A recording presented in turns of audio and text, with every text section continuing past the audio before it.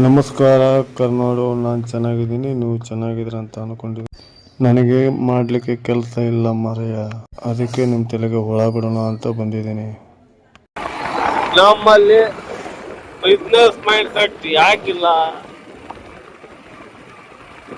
ಅಂತ ಅದಕ್ಕೊಂದು ಸಣ್ಣ ಒಂದೆರಡು ಪ್ರಶ್ನೆಗಳು ನಾನು ಕಂಡುಕೊಂಡಿದ್ದೀನಿ. ಒಂದು, ನಮ್ಮ ಮನೆಯಲ್ಲಿ ಅಥವಾ ನಮ್ಮ ಅಕ್ಕಪಕ್ಕದ ವಾತಾವರಣದಲ್ಲಿ ಆ ಥರ ವಿಚಾರಗಳು ಅಥವಾ ನಮ್ಮ ವಾತಾವರಣದಲ್ಲಿ ಬಿಸ್ನೆಸ್ ಇದೆಲ್ಲ ಇಲ್ಲ. ಇದು ಒಂದೇದು.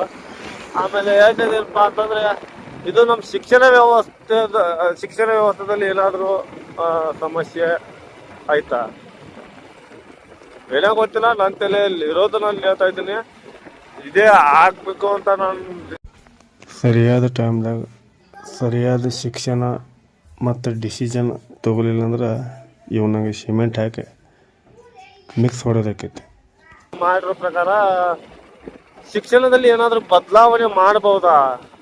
ನಮ್ಮ ಶಿಕ್ಷಣದಲ್ಲಿ ಓದಬೇಕು, ಬರಿಬೇಕು, ಬಾಯ್ಪಾಠ ಮಾಡಬೇಕು. ಅದೇನೋ ರಜನಿಕಾಂತ್ ಅವರ ಸಿನಿಮಾ ಇದೆಯಲ್ಲ, ನಾನು ಹೇಳಿದಷ್ಟೇ ಮಾಡಬೇಕು, ನಾನು ಹೇಳಿದಕ್ಕಿಂತ ಹೆಚ್ಚಿಗೆನೂ ಮಾಡಂಗಿಲ್ಲ, ನಾನು ಹೇಳಿದಕ್ಕಿಂತ ಕಡಿಮೆನೂ ಮಾಡಂಗಿಲ್ಲ ಅಂತ. ಆ ಥರ ಶಿಕ್ಷಣ ವ್ಯವಸ್ಥೆ ನಮ್ಮಲ್ಲಿದೆ. ಮೋಸ್ಟ್ಲಿ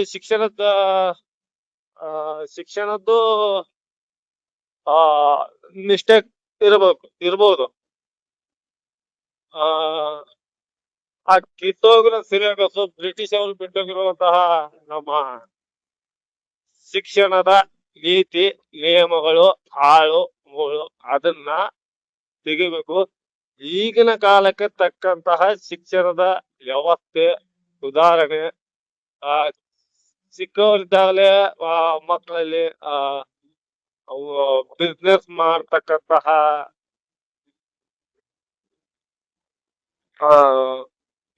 ಮಾಡ್ತಕ್ಕಂತಹ ಒಳ್ಳೆ ಪಾಠಗಳು, ಅದೇನೋ ಅಂತಾರಲ್ಲ ಆಳಮೂಳ ಪಾಠಗಳು, ಆಮೇಲೆ ಈ ತರ ನಮ್ಮ ಬಿಸ್ನೆಸ್ ಮಾಡ್ತಕ್ಕಂಥ ಪಾಠಗಳು ಮತ್ತೆ ಶಿಕ್ಷಣದಲ್ಲಿ ಕೆಲವೊಂದು ಸುಧಾರಣೆಗಳು ತರಬೇಕು ನಮ್ಮ ಶಿಕ್ಷಣ ಮಂತ್ರಿಗಳಾಗಲಿ. ಇದೇ ನನ್ನ ಅನಿಸಿಕೆ ಹಾಗೂ ನನ್ನ ಧ್ಯೇಯ. ಓಕೆ, ಮತ್ತೆ ಭೇಟಿಯಾಗೋಣ ಮುಂದಿನ ವಿಡಿಯೋದಲ್ಲಿ. ಅಲ್ಲಿವರೆಗೂ